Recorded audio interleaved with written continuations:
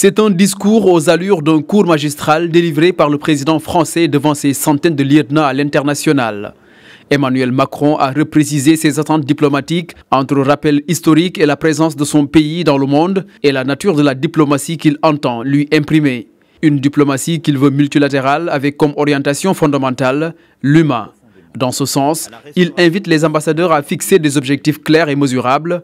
Plusieurs dossiers ont été élaborés au premier rang desquels figure la question européenne. Sous ce rapport, le président français invite à une nouvelle vision de la sécurité européenne, affranchie de la tutelle américaine. Garantir la sécurité et la souveraineté de l'Europe face aux nouveaux défis dans le cadre d'une réflexion inclusive, y compris avec la Russie. L'Europe ne peut plus remettre sa sécurité aux seuls États-Unis. C'est à nous aujourd'hui de prendre nos responsabilités et de garantir la sécurité et donc la souveraineté européenne. Cette solidarité renforcée impliquera de revisiter l'architecture européenne de défense et de sécurité.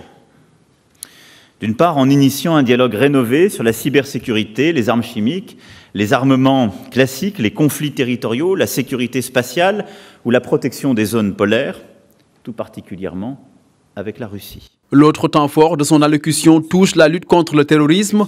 Et là, une stabilité de la Libye serait essentielle selon le président français afin de réussir le pari d'une stabilisation de toute la région sahélo-sahélienne. Je crois très profondément à la restauration de la souveraineté libyenne et à l'unité du pays.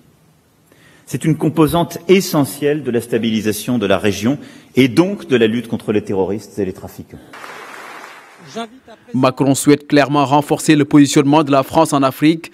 Il veut ainsi redynamiser le partenariat dans plusieurs domaines, notamment dans l'éducation et la santé à travers des outils existants. Le président français a par ailleurs annoncé la tenue d'un sommet sur la Méditerranée au début de l'été 2019 à Marseille. Il entend inscrire une nouvelle impulsion à l'Union pour la Méditerranée, un projet qui avait été lancé par Nicolas Sarkozy en 2008. L'initiative regroupe les pays de l'Union européenne et 15 pays méditerranéens d'Afrique du Nord, du Moyen-Orient et d'Europe du Sud.